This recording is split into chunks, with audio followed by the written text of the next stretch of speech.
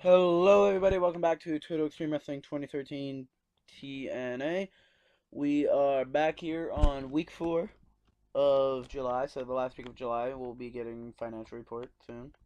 Probably lose another $400,000, but whatever. We also have these TV shows. Well, TNA Explosion that needs to be renewed on Challenge and Fuel TV.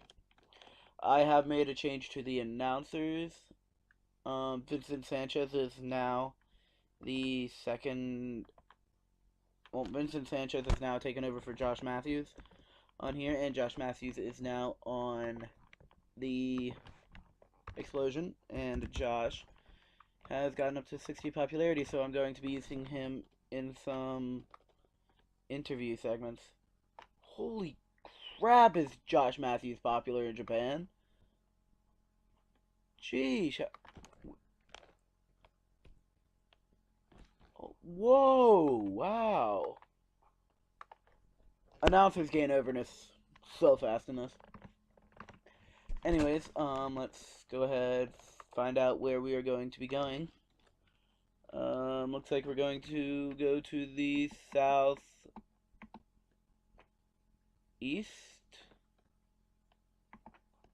Sure.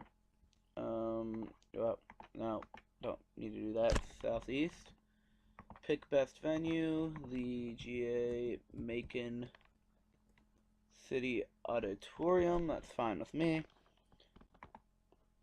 We have 4 pre-show matches and 16 segments, taking up 117 minutes of the actual show. And don't know why I told you how long it's taking up, but let's go on and do some things. And get ready. In a match that had solid in-ring action, but not much in the way of heat, Gunner defeated Eric Cannon in 6:27 by pinfall with a spear. No improvements. Alright. 39 D-, just to get Gunner a match. They plan on having him in a storyline soon. In a match that had some good action and average heat, Samoa Joe defeated Mr. Anderson in 9:55 by pinfall with a muscle buster. Samoa Joe is improving in performance skills. 70C plus, good match. And a match that had some good action and average heat. Magnus defeated Low Key in 8 minutes 12 seconds by pinfall with a Tormentum. Magnus improving in performance skills, that's good. Low Key, poor gimmick, low momentum. Alright. Whoa, hold on now. James Storm, maybe you're not completely useless in this mod if you can get a 76 B-. And about that, I had a good crowd and good action. Kurt Angle defeated James Storm in 801 by pinfall with an angle slam. No improvements. He actually had less penalties than Kurt. Interesting. And we start off with a 69 C+. Aries has debuted his cocky gimmick out of 96. Eric Bischoff performed well, so that's good. AJ Styles walks down to the ring as Evil Ways is blaring through the arena. Now, just a quick second. This isn't all they're saying. This is just basically the point of what they're trying to make and when they say. AJ Styles demands another match with Kurt Angle for the World Heavyweight Championship, and Lashley then comes down and tells AJ again that he lost twice to Kurt and hasn't earned another shot. Aries comes down. I mean, they're still arguing at this point. Aries comes down and tells AJ that the only reason AJ had a second shot was because of option C, which Austin Aries himself created.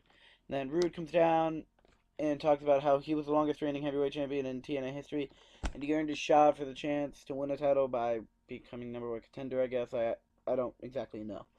And then he comes out. Then out comes Eric Bischoff, and he reminds everyone that at Hard Justice, the main event, it's already said, and it will be Lashley versus Kurt Angle for the TNA World Heavyweight Championship. He also makes an announcement that the semi-main event will be Austin Aries versus Bobby Roode versus AJ Styles. I have another month to book this thing. And then I think it's 2 weeks after that to book 90 momentum, 83 B+. AJ just keeps going down. Get his momentum back up. Yeah, 2 weeks after that for No Surrender, and then a month and a week for that thing, yeah. By the way, that triple threat will determine the number 1 contender. No negatives. Look at that. 69C plus. And we start off in about that solid in-ring action, but not much in the way of heat. The Motor City Machine Guns defeated the Von Erichs in 6:49, when Alex Shelley defeated Marshall Von Erich by submission with a Border City stretch.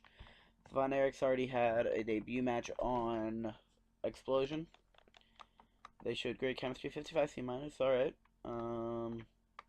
They have like 3, maybe 4 popularity before this match. Holding back, low momentum, holding back, low momentum, and that's their only penalties. It's good. And then 52D plus, alright. I don't care. 60 rating. Who cares? Motor City Machine Guns had an interview hyping their upcoming match with the Wolves, and Josh Matthews is there being the interviewer because he's at 60 overness. Might as well use it, right? It's a poor gimmick, but I don't care. And about that, solid interaction and average heat. Eric Young defeated MVP in a 57 by pinfall with a wheelbarrow neckbreaker. This is going to be MVP's last match with the company, because his momentum's in the toilet. I have nothing for him, and I assume he's costing me a good amount of money, so I'm just going to go straight out and fire him.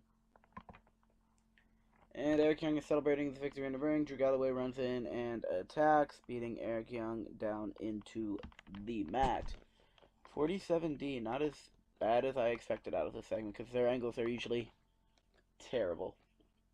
In an awful match that was completely devoid of heat, Awesome Kong defeated Sexy Star in 457 by pinfall with a flying splash. 31E plus, terrible match. Awesome Kong is improving in performance skills, though. Booking decisions because I had Kong dominate. It was not a well executed squash.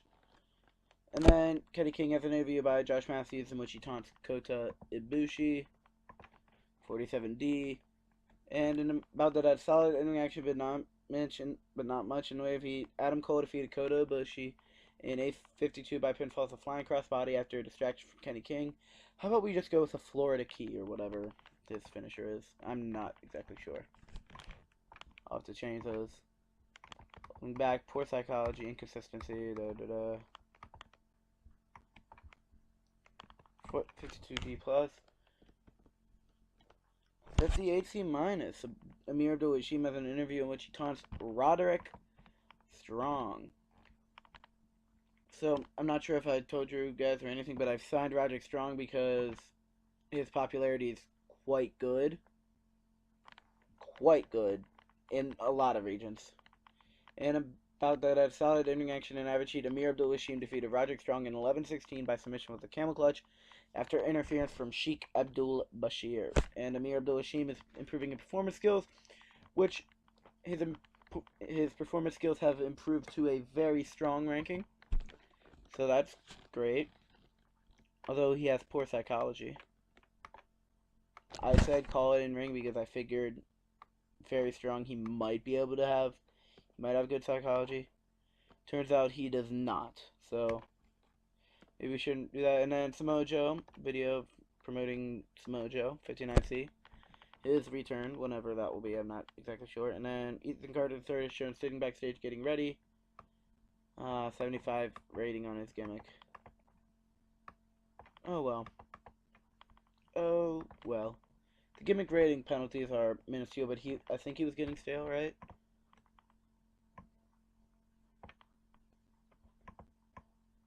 I'm probably not going to do anything with that. And about that solid, that had a good crowd and good action. Ethan Carter III defeated Jeff Hardy in 13-17 by pinfall with a 1%er. Gonna have to change that because it's not the Sweet Meat Sizzler, it is the 1%er. Suffered from a lack of psychology because he's a spot monkey and he doesn't really have the greatest psychology yet. Jeff Hardy's improving technical skills, 62C, still a good match for our company's popularity. And then Ethan Carter III is in the ring with Tyrus following his win over Jeff Hardy. He claims that it is a conspiracy that he isn't the #1 contender right now. He has been defeated for almost 2 years now. He has been undefeated for almost 2 years now and hasn't once gotten a title shot. He's defeated legends, TNA Hall of Famers, former world champions. There is nobody in TNA he hasn't beaten, and yet he isn't in line for a title shot. D'Angelo De Niro comes out and tells EC3 to stop whining. Basically, everyone's telling EC3 to stop whining about his shot and basically giving him a reason why. There's obviously a reason why he isn't the #1 contender right now. Number one contender. He always has someone helping him, and he can't win on his own. That man is Tyrus, who's always been helping him, or for a while has been helping him at least. And then De Niro makes a challenge for hard justice. EC3 versus D'Angelo De Niro, in which Tyrus is banned from ringside.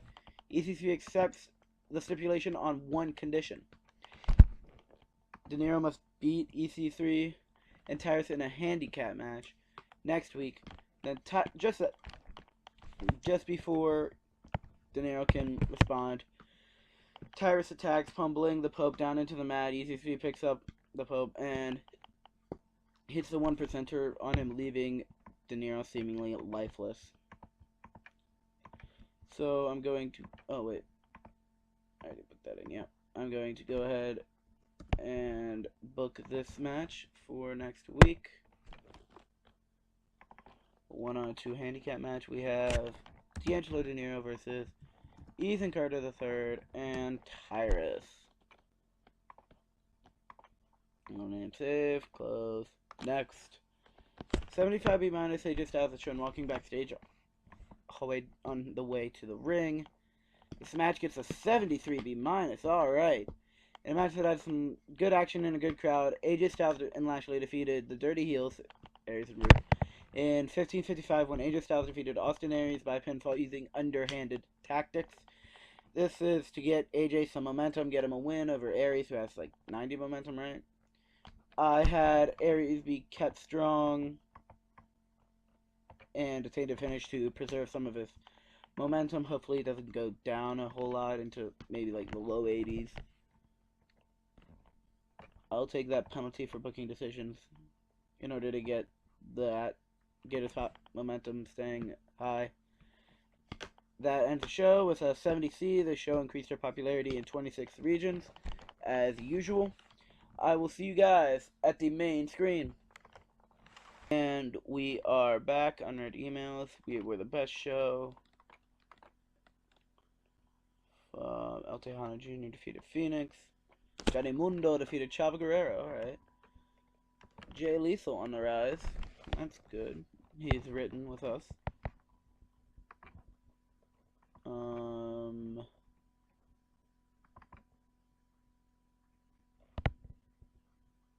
Shut up. Take about $500 and shut up. That's my fault. I apologize. Sabin. Hector Guerrero will be leaving tomorrow. Oh god, we need to extend a lot of these contracts. Nippon TV probably won't extend us, so there goes our show in Japan. Challenge and Fuel Might, Destination America. Actually, I'm going to try and get MTV on Destination America. I mean, TNA on MTV. Kota is feeling the effects. Blah, blah, blah. Medical, 29.6. Alright. Wow, I've already gone 3 months in this save. It's crazy. Who's hot? Lashley. Aries went down a lot, probably. Yeah, he went down to a 78. Although AJ went up to an 84, so decent trade-off, right? Lashley's at an 87, and Bobby Roode went down to a 70. Oh, well, that was a disappointment. Sabin has morale issues. I don't care. Hector's leaving. Need to fix these up. And I will be doing that. And I'll see you guys in the next episode. Thanks for watching. Hope you all enjoyed. Please leave a like, comment, and subscribe. Follow me on Twitter again, guys. The link is in the description. If you haven't followed me, you'll catch some updates from me. I'll tweet randomly. You'll be able to see when a video is uploaded if you haven't seen it yet, because I'll share it on Twitter and whatnot when I upload it. Whatever. Thanks for watching, guys. See you in the next one. Bye.